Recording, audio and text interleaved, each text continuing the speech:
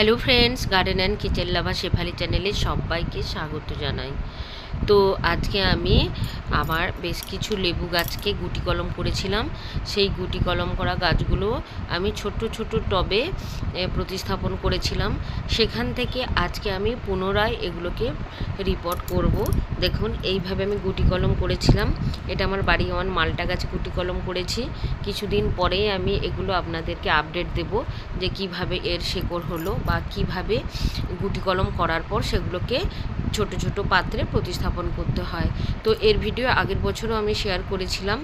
আজকে আমার 12 মাসে পাতে নেবু এবং সিডলেস লেমন এই তিনটি গাছকে ছোট টব থেকে পুনরায় বড় টবে আমি প্রতিস্থাপন করব। দেখুন, এইভাবে খোলামকুচি গ্র্যাবেল সব কিছু দিয়ে আমি নেট অর্থাৎ মশারি যে কাটা অংশ সেটাকে দিয়েছি।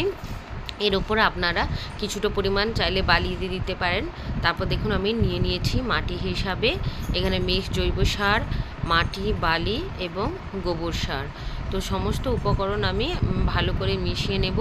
তারপর আমি এইগুলো সব 10 ইঞ্চির পটের মধ্যে প্রতিস্থাপন করে দেব।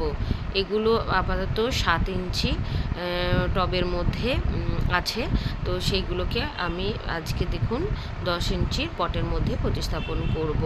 এই সময় আপনারা যদি লেবু গাছ প্রতিস্থাপন করে দেন তাহলে কিন্তু আগামী সিজনে প্রচুর পরিমাণে এখান থেকে ফুল এবং ফল পেয়ে যাবেন। দেখুন, মাটির সাথে আমি আরও এক্সট্রা হিসাবে 1 কেজি ভার্মি কম্পোস্ট নিয়ে নিচ্ছি, আর আগে থেকে ডিকম্পোস্ট করে রাখা মিক্স জৈব সারও মিশিয়ে নিলাম, যাতে গাছটা খুব ভালোভাবে খাওয়ার পেয়ে যায়। এবং তার উপর কিছুটা ফাঙ্গিসাইড মিশিয়ে নিচ্ছি। তো আপনারা চাইলে যে কোনো ফাঙ্গিসাইড মিশিয়ে নিতে পারেন। তারপর সমস্ত উপকরণগুলোকে একসাথে ভালো করে মিশিয়ে নিতে হবে। তো এইভাবে কিন্তু আপনারা লেবু গাছের যদি পরিচর্যা করেন এই সেপ্টেম্বর মাসে, তাহলে কিন্তু আগামী সিজনে প্রচুর পরিমাণে ফুল পেয়ে যাবেন। আর যাদের টবের গাছের প্রতিস্থাপনের দরকার নেই, অর্থাৎ রুট বাউন্ড হয়নি, তো তারা এই সময় গাছের গোড়া থেকে কিছুটা দূরে মাটি হালকা করে খসিয়ে সেখানে মিক্স জৈব সার দিয়ে দেবেন, তারপর মাটি চাপিয়ে দেবেন। তো যেহেতু আমার ছোট পাত্রের মধ্যে ছিল এগুলো প্রায় কাছাকাছি 1 বছরের মতো হতে গেল, তো এইগুলোকে আমি আবার পুনরায় বড় পাত্রে প্রতিস্থাপন করে দেবো, কেননা এগুলো মোটামুটি রুট বাউন্ড হয়ে গেছে। তো এরপর কিন্তু আর প্রতিস্থাপন করা যাবে না। আমি যদিও এটা করেছিলাম সেপ্টেম্বর মাসের ফার্স্ট উইকের দিকে, তো প্রায় 2 সপ্তাহ পর আপনাদের সাথে আমি আপডেট শেয়ার করব যে গাছগুলো কতটা গ্রোথ হলো রিপোর্ট করার পর। কেননা সবসময় আমি আগে যেগুলো প্রয়োগ করি সেগুলো দেখি কতটা সফলতা পেলাম, তারপর আপনাদের সাথে শেয়ার করি। তো দেখুন, তারপর এই কিছুটা মাটি নিয়ে নেওয়ার পর মাঝ বরাবর আমি গাছটা বসিয়ে দিলাম। আর এইভাবে মাটির টবটাকে যদি একটু উল্টো দিক করে এইভাবে মারেন তাহলে কিন্তু মাটিটা খুব সহজেই রুট বল সহ চলে আসবে।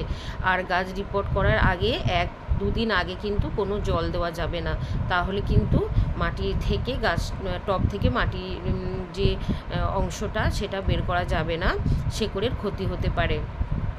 তো এই একই রকমভাবে কিন্তু আমি 3টে টবেই গাছগুলোকে বসিয়ে নিয়েছি এবং তারপর দিয়ে দিচ্ছি ফাঙ্গিসাইড মেশানো জল। এর সাথে নিয়েছি এপসম সল্ট এবং অ্যালোভেরা। দেখুন, অ্যালোভেরার অংশগুলো এতে ভাসছে।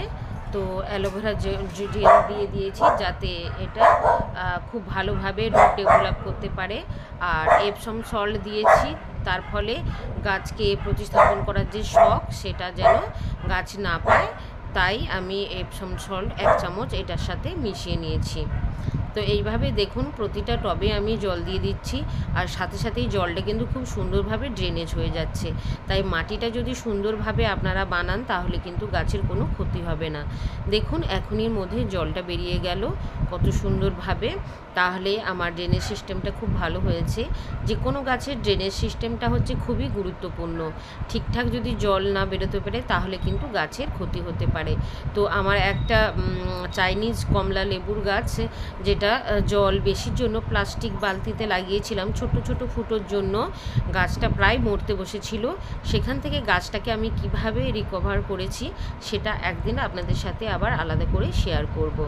তো এইভাবে কিন্তু আপনারা যে কোনো লেবু গাছ থেকে সহজেই গুটি কলম করে নিতে পারেন এবং প্রচুর পরিমাণে লেবু নিজের বাগানে নিজেই চাষ করতে পারবেন।